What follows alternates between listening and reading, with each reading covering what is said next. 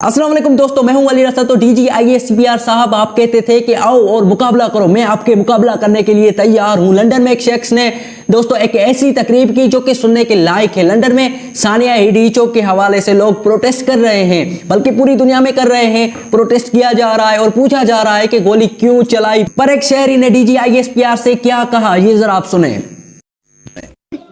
बच्चा overseas even non Pakistani तुम्हारा नाम सुनने के लिए तैयार है। और याद रखो ये भी अच्छी तरीके से कि तुमने देख लिया कि मुशर्रफ का क्या हाल हुआ, तो पाकिस्तान में नहीं रहा और उस सरजमीन पे भी नहीं मरा जिस सरजमीन पे वो हक में आला बना हुआ था।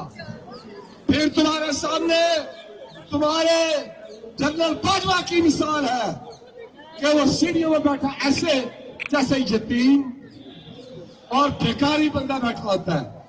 एक आम आदमी उसकी बेइज्जती कर रहा है और तुझे इतनी जरूरत नहीं है, तू कहता है मैं सिपा सलार था, तू वहां पे इनकार कर रहा है। ये बहादुरी है तुम्हारी।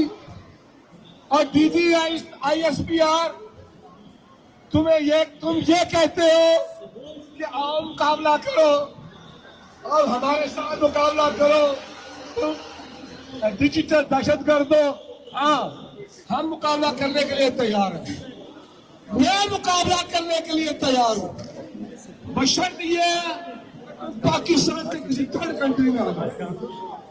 मैं मर गया तो मैं लिख के दूंगा तो मेरा खून उसको माफ कर दिया जाए। तुम भी लिख के दो, अगर तुम मर गए तो तुम जो मर्जी करना कर लेना। ये होती है बहादुरी, और ये बहादुरी हमें अपने खाद से मिली है।